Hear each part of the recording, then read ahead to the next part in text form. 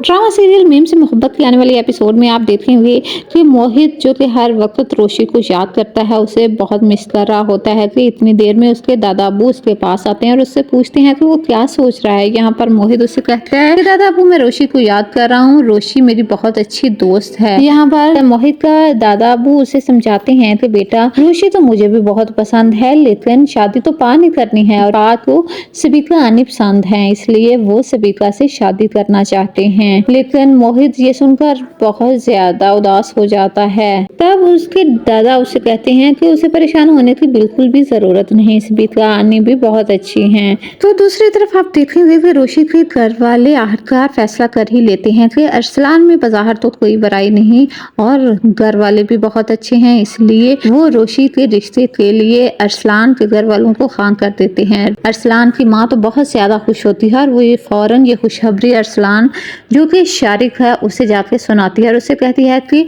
आज के घर वालों ने शादी के लिए हाँ कर दी है। शारिक ये सुनकर बहुत ज्यादा खुश होता है, आखिरकार उसने जैसा सोचा था बिल्कुल वैसे ही हो रहा है। वो अपनी माँ से कहता है कि वो फौरन ही आज के घर वालों से बात करें शादी की और उन्हें बताएं कि आपने बाबा के पास कुवैत जाना है और उससे पहले आप मेरी शादी करना चाहती हैं। तब अरसलान की माँ उससे कहती है कि वो बिल्कुल फिक्र ना करे, अब वो यही बात करेगी। दूसरी तरफ रोशी के दादा जो कि अच्छे से जानते हैं कि रोशी का दिल टूटा हुआ है, इसलिए जब रोशी अपने कमरे में होती है तो रोशी का दादा उसके पास जाता है और उससे कहता है क्या वो इस रिश्ते के लिए दिल से राजी है।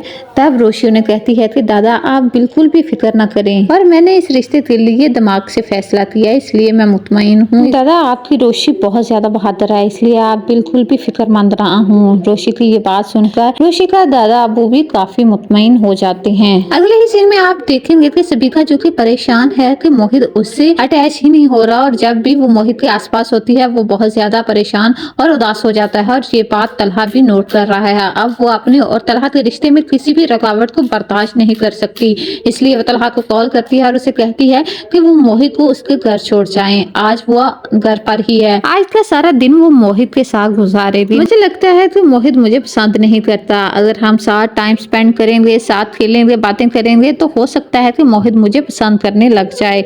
यहाँ पर तलहा सबिका को कहता है क्या वो श्योर है कि वो सारा दिन मोहित के साथ गुजारेगी। तब सबिका उससे कहती है कि वो बिल्कुल भी परेशान ना हो और वो इस बारे में उस पर ट्रस्ट कर सकता है, आखिर शादी के बाद भी तो मोहित ने हमारे साथ ही रहना है ना। तब सबिका के कहने पर ड्राइवर मोहित को सबिका के घर छोड़ जाता है। सबिका को अपने सामने देखकर मोहित को कोई खास खुशी नहीं होती और वो कमरे से बाहर चला जाता है। कब मोहित पूल के करीब पहुंच जाता है ये सबिका को भी पता नहीं चलता, क्योंकि सबिका तो अपने कामों में बिजी होती है। यहाँ पर जब वो पूल में गिरता है तो मोहित की तबीयत बहुत ज्यादा खराब हो जाती है और जब ये खबर तलहा को मिलती है तो तलहा तो बहुत ज्यादा गुस्से में आ जाता है। वो इस सब का जिम्मेदार सबिका को ठहराता है और उसे कहता है कि अगर मोहित को कुछ भी हुआ तो वो उसकी जिम्मेदार होगी और वो उसे कभी भी माफ नहीं करेगा। यहाँ पर तलहा जिसे अच्छे से अंदाजा है कि रोशी के आ जाने की वजह से मोहित काफी खुश होता है, इसलिए वो